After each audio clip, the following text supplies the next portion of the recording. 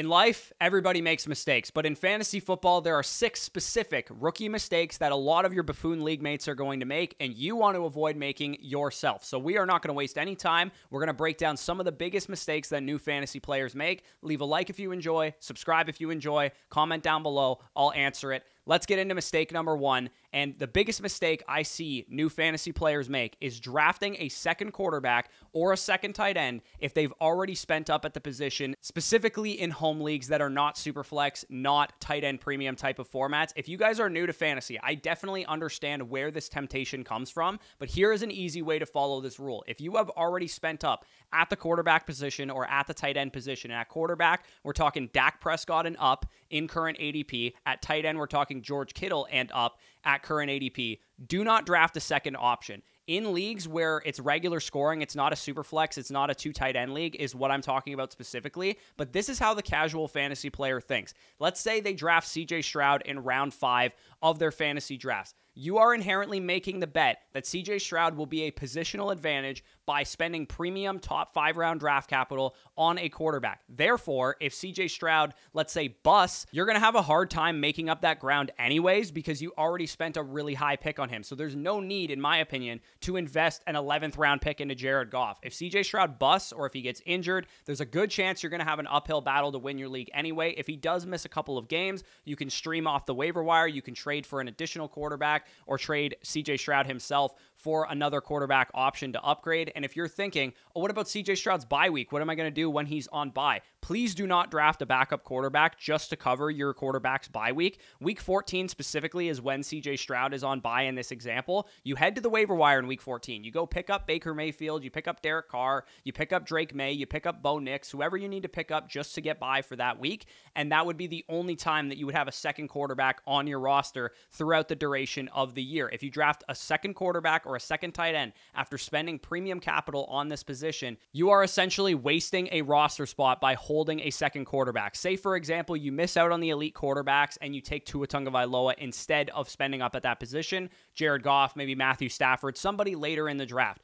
I'm okay spending a late round pick on an upside swing like Deshaun Watson or like Drake May at the end of my draft if you did not spend up at that position. So if you spend a top 8 round pick on a quarterback, don't draft a second one. If you spend an 11th round pick on a quarterback, then it's okay, in my opinion, to spend maybe a late round dart throw on Deshaun Watson, see what you have early in the season, and then cut bait with him and churn the waiver wire. But if you do spend that early pick on a quarterback or a tight end, you always want to be rolling with one of those position groups. And the same is true for tight end. If you draft George Kittle or better, that is your guy. If he goes down or he sucks this year, there's a good chance you're not going to win your league anyway. And in the meantime, you could stream the tight end position off the waiver wire. You could potentially make a trade for one if you need to upgrade that position. There are plenty of outs in home leagues to be able to take care of those position groups. I would be comfortable with David Njoku up in the ADP going as my only tight end option for the rest of the season. But of course, if you do punt tight end, just like I said with quarterback, Tua Tagovailoa, those type of guys, you can draft a second one if you, say, for example, punted tight end all the way to Pat Freiermuth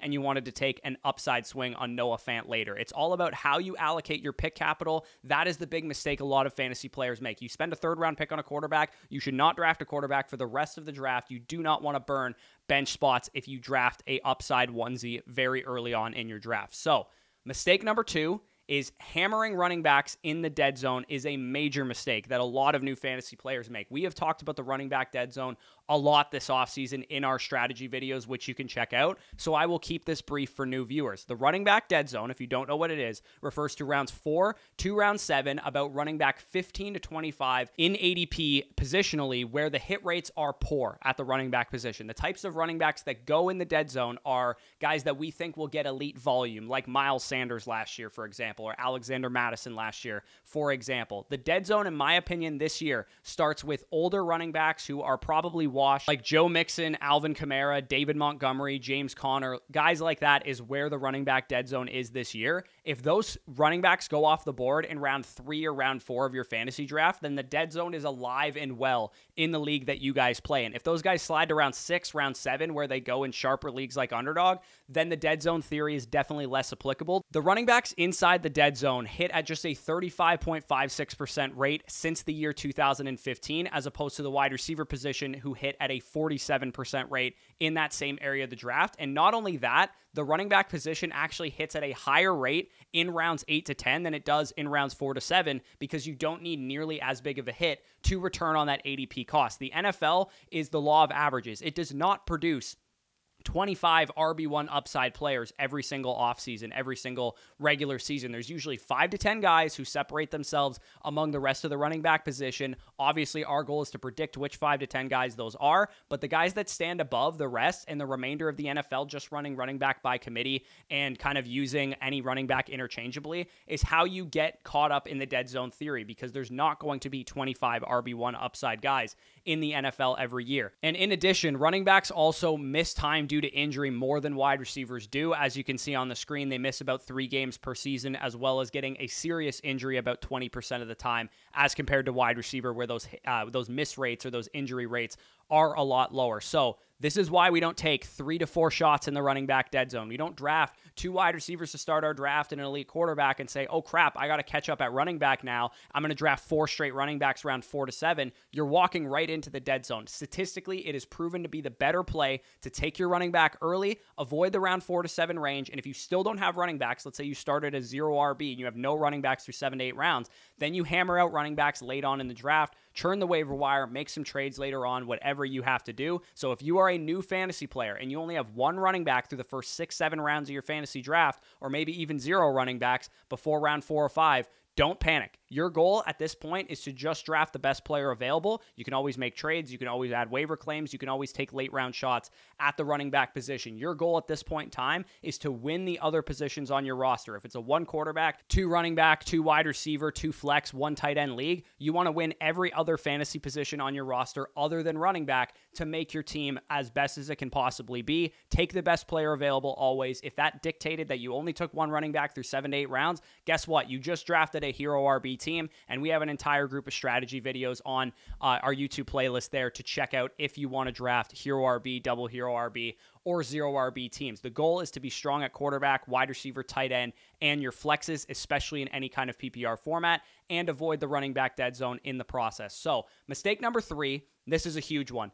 Poor bench construction is one of the easiest ways to sacrifice upside of your team absolutely crushing your league mates in fantasy. And the reason that people construct their benches poorly is by spending late round picks on middling options. And this kind of goes hand in hand with drafting quarterbacks and tight end backups to go along with your elite quarterback and your elite tight end, because there is definitely a right and a wrong way to construct your fantasy bench. In traditional home leagues, keep this in mind, there is absolutely no consequence for missing on late round picks. There is absolutely no consequence for churning the waiver wire. It costs you nothing to miss on your 13th round pick, go to the waiver wire, and pick up a different guy the next week. There is no consequence. So think about it. If you missed big on every single late round pick that you had last year, rounds 10 through rounds 15, for example, all you would have to do after week 2 or week 3 of the season, when you know those guys are misses, is start picking up different players on the waiver wire. Your roster on the bench is going to look completely different 2 or 3 weeks into the season than it looks at the end of your draft. This is my home league draft last year, to give you guys an example, and I missed on a lot of my late round picks, as is the case with late round picks. Hit on 2 of those guys. Obviously, Devon Achane was awesome last year, and he crushed, but even A.J. Dillon was a valuable handcuff because Aaron Jones got hurt early in the season. But the rest of the team, Deion Jackson, Kendre Miller, Sean Tucker, Antonio Gibson, weren't on my roster 2 weeks into the season because I was churning the waiver wire and grabbing upside players every single week on the waivers. And this is Amir's team, a guy in my league who won the league last year. Aside from hammering dead zone running backs, which we're going to look aside from for a second, he missed on pretty much every single one of his late round picks as well, excluding Jalen Warren.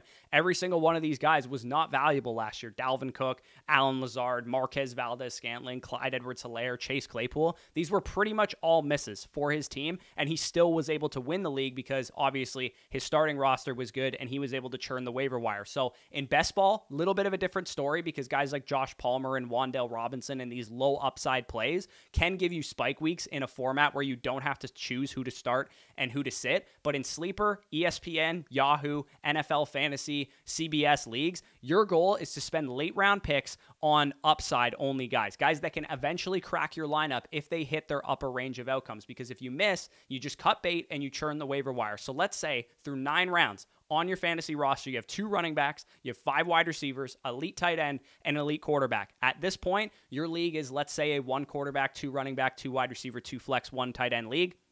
Your starters are complete, and you even have an extra wide receiver on your roster. You are now free to draft completely for upside. Take backup running backs, take ambiguous backfields, take rookie running backs, take rookie wide receivers, take young upside wide receivers. Running backs hit at over a 10% win rate late in drafts, about 25% of the time versus 18% of the time for wide receivers. So for me, the late round dart throws that I usually take are on running backs. Take shots on handcuffs like Tyler Algier. Draft rookies like Jalen Wright. Draft players from backfields where we don't know what the split will look like Rico Dowdle. If you do draft wide receivers, shoot for upside rookies or young wide receivers. Since 2017, these have been the best late round wide receivers that you guys can see on the screen.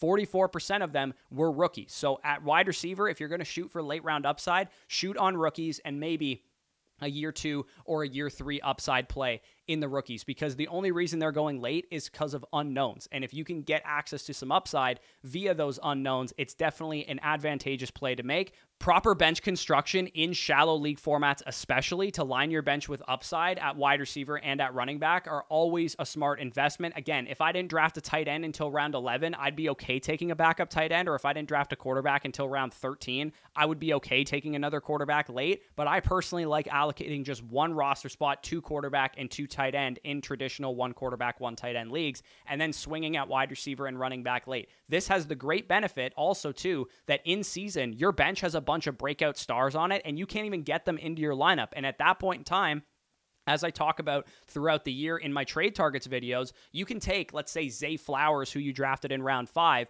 and Rico Dowdle, who you drafted in round 12, and package them together and trade to upgrade at your starting spot, like Chris Olave, like Drake London. Maybe they get out to a slow start to begin the year, and you can trade Zay Flowers plus Rico Dowdle for one of those guys in season. So upgrading your starting lineup is a big strategy that I like to take throughout the season as it goes along, and a big part of that is proper bench construction, both in season and during your fantasy football draft. So those were the first 3 big mistakes for newer fantasy players. The next 3 mistakes that I'll get into are for kind of more experienced fantasy players, but also newer fantasy players alike. But first, I do want to tell you guys about our sponsor, Aura. I'm sure you've received a bunch of spam calls, spam texts, spam phishing emails, things of that nature. They're extremely annoying, super frustrating. I know I've gotten texts in the past saying that, the Canada Revenue Agency is going to come after me if I don't pay somebody, or an Amazon package has been delivered and I need to put in my credit card information. That stuff is extremely annoying. And Aura is one of the few services out there that can get you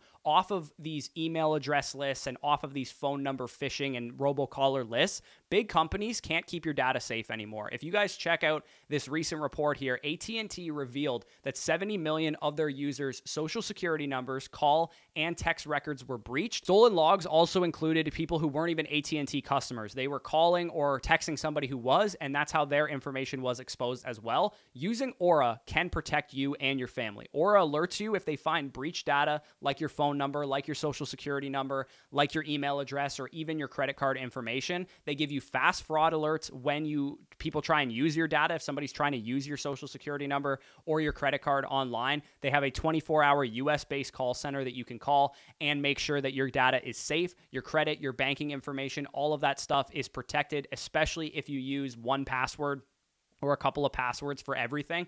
Aura can find those passwords that you use that are compromised on the dark web and recommend that you change them. Aura does so much to keep you and your family safe too as well. Like I said, credit transaction monitoring, a VPN, antivirus protection, a password manager, parental controls if you have kids, identity theft, insurance if somebody tries to steal your identity. You can get all of this in one app for one affordable price. I don't recommend products or services that I don't believe in. And we took on Aura as a sponsor because I do think that this is an extremely valuable product that can really benefit you guys. Anybody who is located in the United States, I am very much happy to share Aura with them because it can keep your valuable information safe. It can keep your family's information and data safe. So do not leave your data and your family's data vulnerable today. You can get so much value from Aura right now. If you click the link in the description or follow the QR code that you see on your screen right now, you can start a 2-week free trial with Aura, and they can accomplish so much in that 2-week span. You'd be amazed at how much of your family's data was exposed. Get started. Stop leaving yourself vulnerable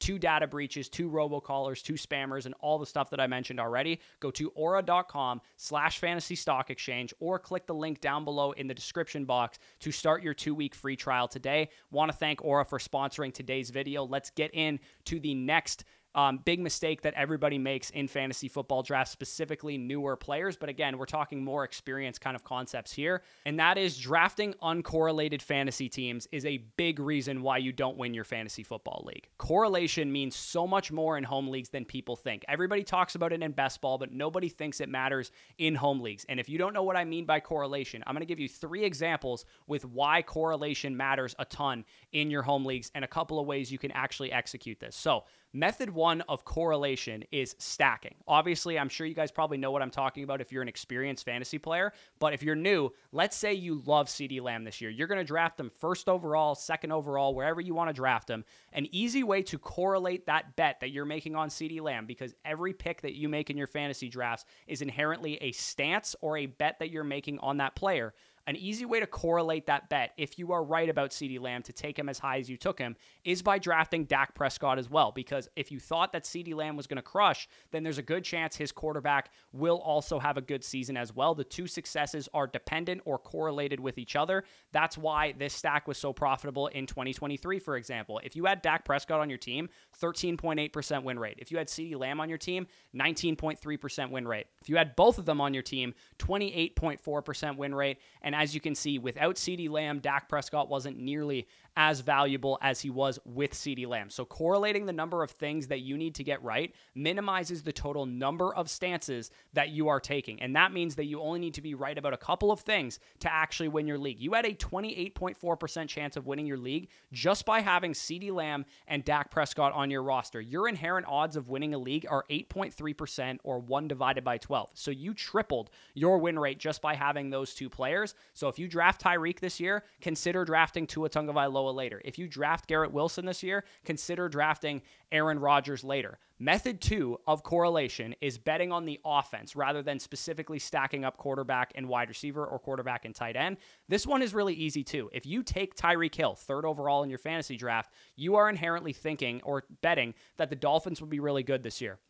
So consider drafting Devon Achane at running back, or Raheem Mostert at running back, or Jalen Wright at running back, or Jonnu Smith at tight end later in the draft. I am personally okay drafting 2 wide receivers from the same team. So for example, you take Tyreek Hill 3rd overall, you draft Brandon Ayuk in the 2nd round, and you take Jalen Waddle in the 3rd. I am okay consolidating my bets on that given offense because, yes, week over week, there's going to be a little bit of volatility, but over the course of the same season, the Tyreek Hill bet and the Jalen Waddle bet are probably heavily correlated because it means that the Dolphins were really good in 2024. Method number 3 of correlating is doubling down when you don't like a player. So back to the CeeDee Lamb example. Let's say you take CeeDee Lamb number 1 overall, and the reason you're doing this is because you don't believe in Christian McCaffrey. Your gut tells you he's going to go down with an injury. You would rather take CeeDee Lamb because he's a better bet, or for example, maybe you like Breece Hall over Bijan Robinson. Whatever your stance is, you can double down on your fade of the player that you didn't take by leveraging their handcuff if they're a running back. For example, you don't take Bijan, you take Breece instead.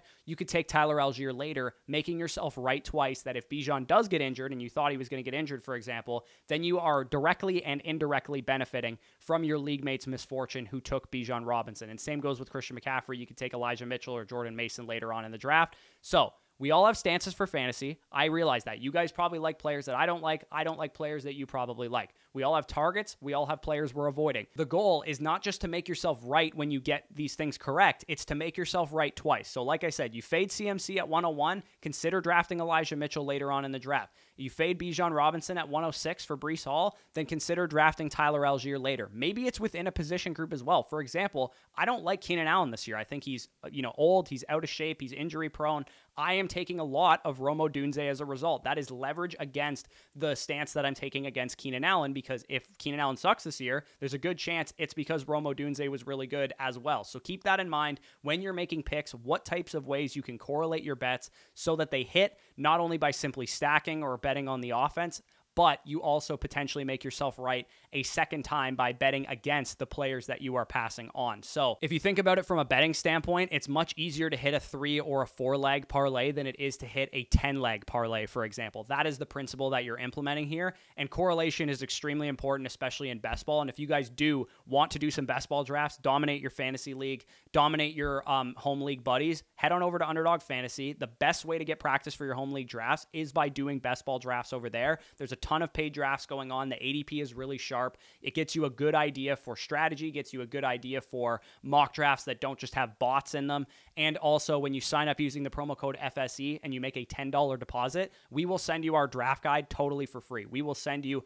our draft guide for redraft, our draft guide for dynasty rookie drafts, as well as our rookie all-22 film breakdowns. That'll be in your inbox within 24 hours of you making your first deposit on Underdog. And if you can't play on Underdog, definitely check out flockfantasy.com, promo code FSE over there as well. For all of the information that I just said is all located on that site as well. So mistake number 5, stop drafting your own handcuff. And the reason you should stop drafting your own handcuff is because it's a loser's mentality. Now, people are going to yell at me in the comments, but let me explain before you go ahead and do that.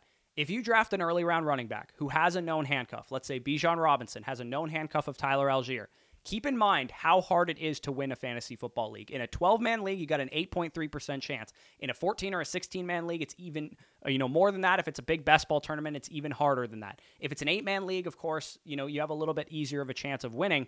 But what you are doing when you make this bet on Bijan Robinson, if you take him, is you are betting on the assumption that he will hit for fantasy this year. Draft as if you are right, even if you are not, because if you are not, you are probably not going to win your league anyway, so it doesn't make sense to double down on that stance and draft Tyler Algier just to make sure that if Bijan misses any time, you are covered. What you want to do instead of drafting your own handcuff is drafting other people's handcuffs. Because if their starting running back gets injured, it inherently increases your own win rate because they're losing a specific big part of their team. And it also directly impacts you because you have their handcuff instead of your own handcuff. So if you guys want to profit both directly and indirectly, you will draft other people's handcuffs, especially if they're near yours in ADP. So for example, the biggest handcuff hits in Kyron Williams, Jalen Warren, Zach Moss, Gus Edwards, and Jerome Ford of 2023 were the types of guys that you wanted to hit on late in drafts. So let's say that you drafted a solid early round running back like Derrick Henry. Derrick Henry wasn't great last year, but he still finished as a top 15 guy. He hit at an 11.2% rate, which is 2.9% over expected. Derrick Henry's win rate was actually lower if you drafted him with Tajay Spears than if you didn't. And remember, this is best ball data. So if Tajay Spears is on your bench in a best ball league and you have Derrick Henry also, then he has a chance of actually making your lineup if he has a big spike week as the RB2 for that team. Whereas in a managed league, there's more likely a chance that you're not starting Tajay Spears unless Derrick Henry is down with an injury. So if you look at the stack data between Tajay Spears and Derrick Henry with the red arrow at the top there,